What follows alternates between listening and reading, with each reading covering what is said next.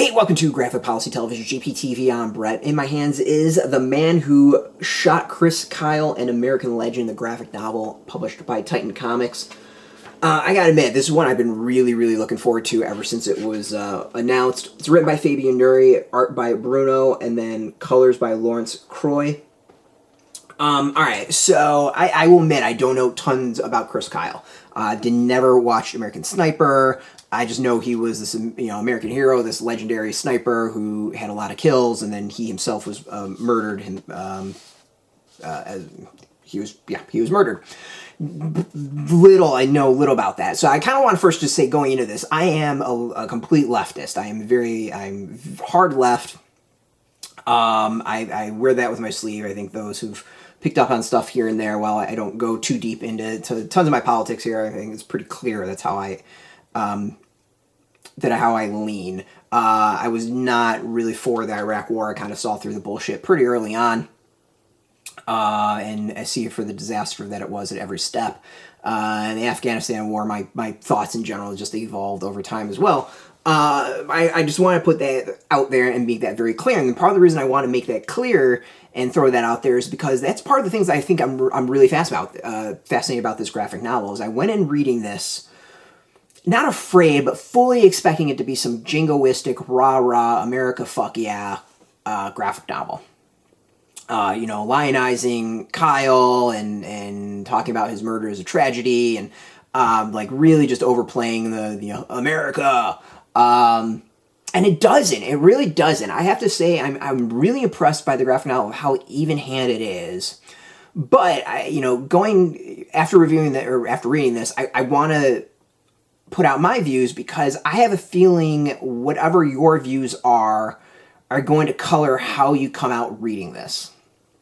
If you lean more right-wing, if you're very, America, rah-rah, I think your take's going to be very different than, end all wars, stop American imperialism, we shouldn't be lionizing these folks who do what he did, like that sort of thing. I think your take is going to be totally different.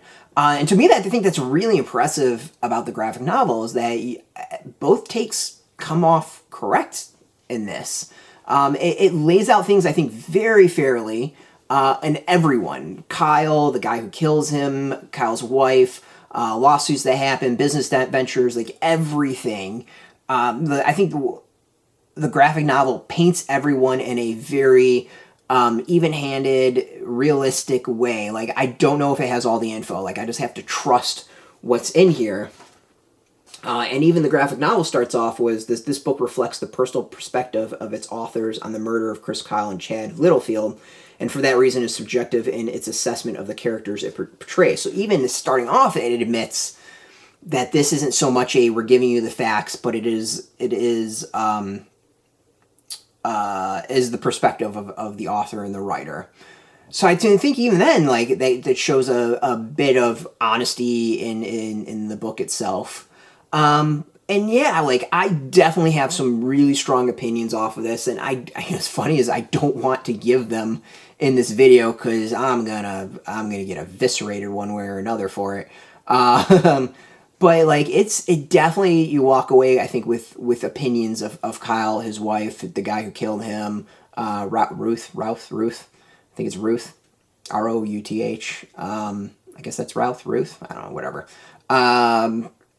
Littlefield a little bit, but not a whole lot. This isn't so much about Littlefield's story, but I think the graphic novel does a really solid job. It gives you kind of why Chris Kyle was this big deal, the film, the murder, the books he wrote, the controversies with Jesse Ventura, business dealings, post-death. It really, I think, does lay out things really well, and allows, I think, the readers to come to their own conclusion. And as I said, I think people who read this are going to come away thinking different things based off of their own preconceived beliefs.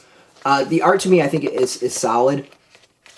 I don't know quite how to describe the style. It's not quite cartoonish, but this isn't obviously very, accurate of the look. It has almost like a Mike Mignola vibe about it, which I think is really kind of interesting. I like it. I actually really, really like the art. I think the other is it takes away from what could be a lot of blood and gore at times, and instead allows things to just kind of play out and allow you to kind of focus on the facts with the art enhancing things as opposed to the art really driving and maybe changing a perspective or belief off of it. This is really good. As I said, I fully expected some jingoistic bullshit, and it's not there. It's not overt. Like, it's there if you're looking for it and you believe in that, and if you don't, I think it comes off as very, like, maybe the opposite in many ways. It's good. It's really good. It's really interesting, and I'm liking it. I really, really like it a lot. It's got me to really think about things. And yeah, I mean, it's solid. This is really, really good. I mean, my fears are gone off of it, and highly recommend it. Really recommend it. Out now in shops, so you can go get it. We got a link beneath this video. Put in your zip code. It'll tell the comic shops near you. No shop, no problem. We do have some links where you can purchase your own copy. There'll be affiliate links, so we do get a small percentage. By doing that, you help support our site, so thank you. And speaking of support, I want to thank Titan Comics for hooking us up with a review copy. We appreciate that. And of course, thank you all for watching. If you're into comics, if you're into graphic novels, if you're into Titan Comics, check us out every single day at graphicpolicy.com. We're on Twitter, Facebook, YouTube, Tumblr, all at Graphic Policy, keeping it nice and consistent. Until next time, keep reading those comics and keep it geeky.